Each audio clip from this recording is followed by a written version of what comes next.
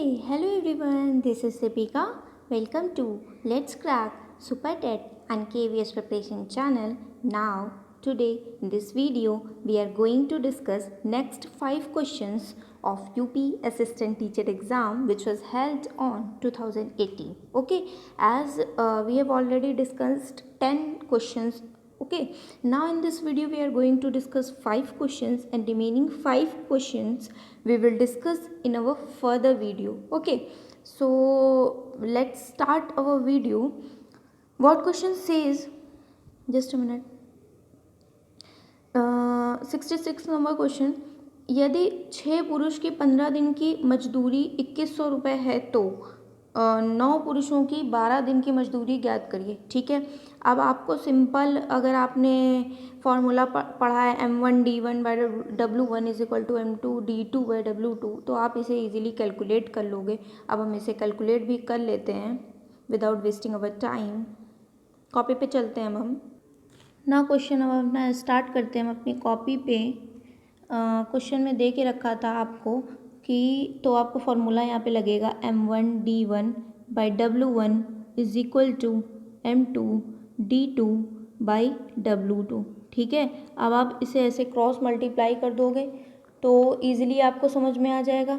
ठीक है, तो क्या क्या दे के रखा था, M1D1 दिया था आपका, या फिर आप इसको ऐसे भी लिख सकते हो M1D1/W2 is equal to M2D2/W1. ठीक है, क्या दिया था आपका क्वेश्चन में, दिया था 6 पुरुषों की 15 दिन की मजदूरी, मतलब 6 पुरुषों की 15 दिन की मजदूरी. ठीक है, कितनी थी, 2100 थी. तो ये M1 था, ये D1 था. ठीक है, W2 आपको कैलकुलेट करना है और आपका जो बेसिकली W1 था वो 2100 दे के रखा था. ठीक है, मतलब 9 × 12 × 2100. ठीक है, समझ में आ रहा होगा. यहाँ पे कन्फ्यूजन मत करिएगा, ये कन्फ्यूजिंग पॉइंट है, थोड़ा सा आपको समझना पड़ेगा कि कैसे क्या दिया है हुआ है ना. अब हम मूव ऑन करते हैं दूसरे पेज पे. तो आपको W2 यहाँ पे निकालना है, तो आप निकाल लोगे M1, ये आपका बेसिकली M2 है, ये D2 है, ये W1 है. ठीक है, आपको W2 निकालना है तो divided by M1 × D1. W2 यहाँ पे चला गया.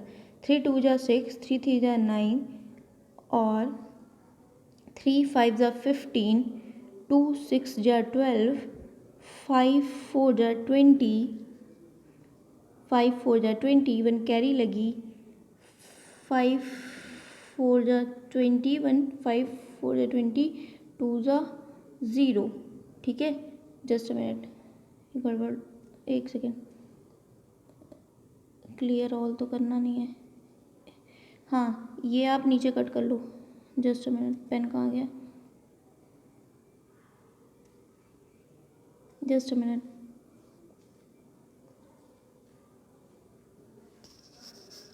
फाइव 4 = 20, 1 कैरी लगी, 5 2 = 10, 0. तो आपका यहाँ से आ गया 6 × 4 20. ओके, ये W2 आ गया. अब आप इसे निकाल लोगे, कैसे निकालोगे, 6 × 6 2 = 12, 6 12 16 24 25. तो आपकी जो वैल्यू है W2 वो 25 20 आ गई. आई होप ये समझ में आया होगा. ये बिल्कुल भी डिफ़िकल्ट क्वेश्चन नहीं था. अब हम मूव ऑन करते हैं अपने सेकंड क्वेश्चन पे. दूसरा क्वेश्चन आपसे क्या बोल रहा है, दूसरा क्वेश्चन बोल रहा है निम्नलिखित आंकड़ों को आरोही क्रम में व्यवस्थापित कीजिए. यदि आंकड़ों की माध्यिका मतलब मीडियन 63 दे के रखा है तो x का मान ज्ञात करिए. मतलब यहाँ पे 1 2 3 4 5th और 6th टर्म आपको निकालना है. मतलब 5th निकाल लोगे तो आप 6th ईजिली निकाल लोगे. मूव ऑन करते हैं कॉपी पे ना. हम कॉपी पे आ चुके हैं. हमें निकालना था मीडियन. मीडियन मतलब माध्यिका होती है. माध्यिका इज इक्वल टू 1/2 बाई जो आपको टर्म निकालना हो. 5th और 6th निकालनी था तो 5th term plus 6th term. ठीक है, प्लस 6th टर्म आप ऐसे निकाल सकते हो. तो 5th टर्म आपका क्या था, 5th टर्म आपका x था और 6th टर्म जो था x + 2 था. अब आप इसे माध्यिका आपकी 63 ऑलरेडी दे के रखी थी. ठीक है, यहाँ स्पेस नहीं है. तो अब पहले आप इस प्रॉब्लम को सॉल्व कर लोगे, x + x + 3. अब इसे आप ऐसे नहीं लिख सकते, यहाँ पे 63 है ये. ठीक है, ये 1/2 है ये. ठीक है, अब आप इसे ऐसे नहीं लिख सकते हो, ये आपने हटा दिया, ठीक है, x+x+2 लिख सकते हो, बिल्कुल लिख सकते हो। अब आप इसे सॉल्व कर लो, x+x क्या हो गया आपका 2x हो गया +2 हो गया 63 इज इक्वल टू, ठीक है। तो जस्ट अ मिनट इसे क्लियर कर देते हैं। हाँ, तो आपका क्या आया था 2x 63 इज इक्वल टू 1/2, आपका आया था 2x+2। अब यहाँ से अगर आप 2 कॉमन ले लोगे तो क्या आ जाएगा 163 और 1/2। आपने अगर यहाँ पे 2 कॉमन ले लिया है ना, बेसिकली अगर आपने यहाँ पे 2 कॉमन ले लिया तो आपका बचा x प्लस, तो क्या बचा 2 कॉमन ले लिया सिर्फ x बचा है ना, तो x+1 या फिर हाँ x+1 बचा भाई, 2 कॉमन ले लिया, ये तो कट ही आएगा ना, 1 बचेगा। अब क्या हो जाएगा यहाँ पे, अब आप इसे सिंपली ऐसे भी कर सकते हो 1/2 इंटू 2 है ना, ये यही तो बात हो जाएगी। और ये x+1 बचा था आपका है ना, तो ये 2 से 2 कट गया, x+1 बचा, तो आपकी जो वैल्यू आई 63 इज इक्वल टू x+1 आई, बिल्कुल आई, आपको समझ में भी आ गई होगी। तो x की वैल्यू क्या हो जाएगी 63 - 1, x की वैल्यू क्या हो जाएगी 62।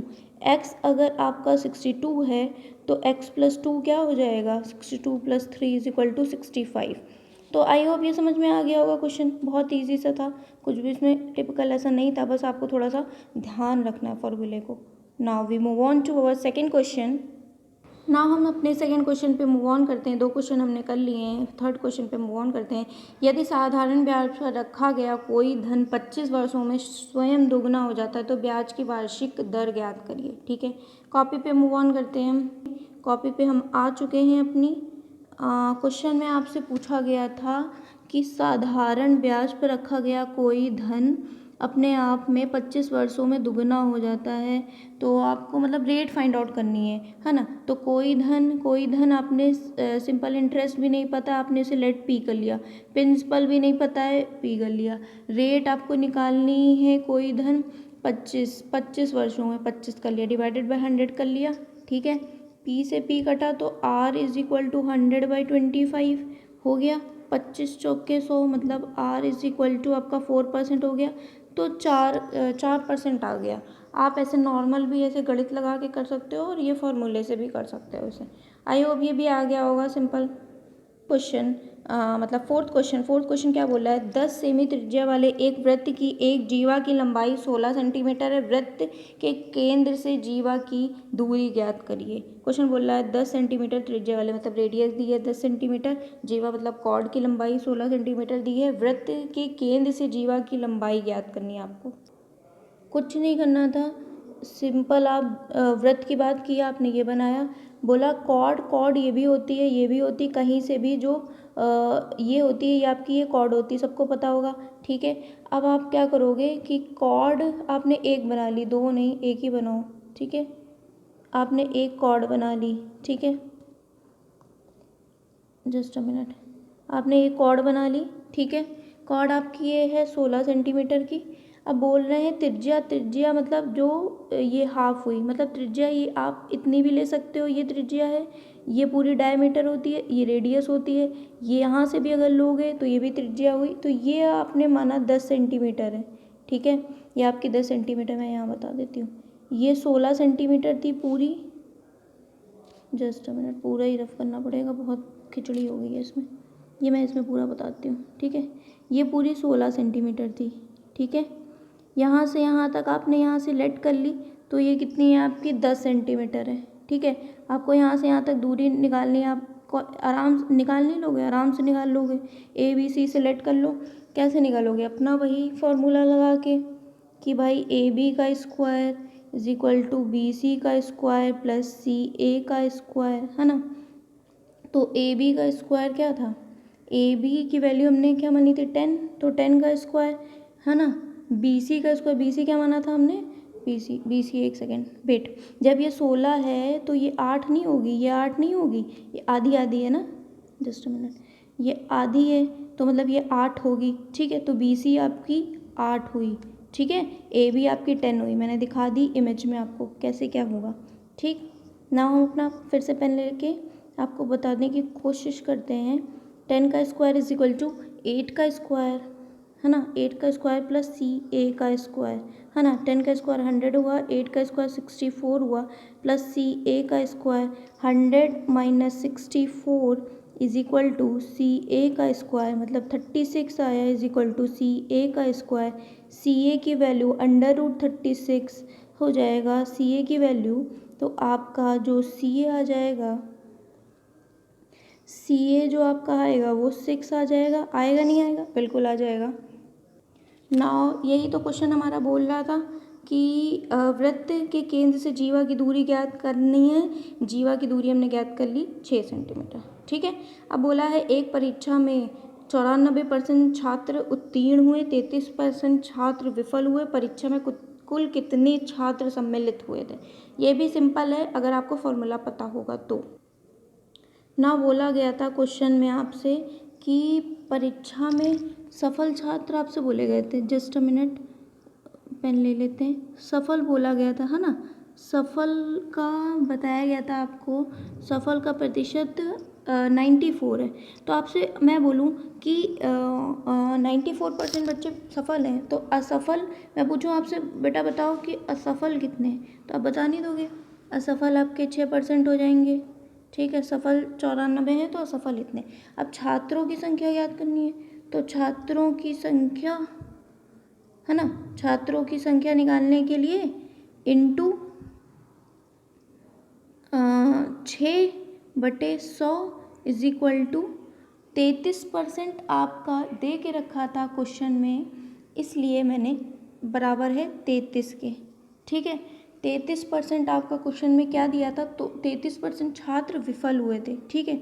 छात्रों की हम संख्या ज्ञात कर रहे हैं, है ना, तो छात्रों की संख्या बराबर क्या होगा, छात्रों की संख्या, छात्रों की संख्या बराबर हो गया आपका बेसिकली 33 इंटू 100 डिवाइडेड बाई 6, है ना, यही हुआ 3300 डिवाइडेड बाई 6।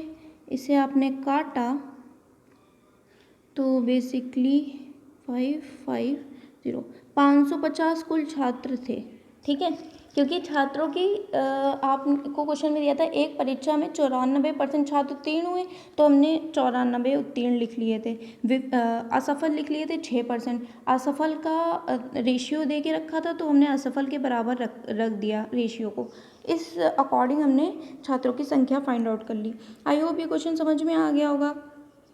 आई होप आपको ये क्वेश्चन समझ में आ गया होगा। आज की वीडियो में ये 5 क्वेश्चन थे, आप इन्हें अच्छे से प्रैक्टिस करिएगा, है ना। आई होप ये अच्छे से समझ में आए होंगे, और अगर वीडियो पसंद आई हो, मेहनत पसंद आई हो, तो please like share and subscribe करना मत भूलिएगा चैनल को। So it was in this video, meet you in my next video, till then stay happy and keep learning guys. Thank you, bye bye, take care.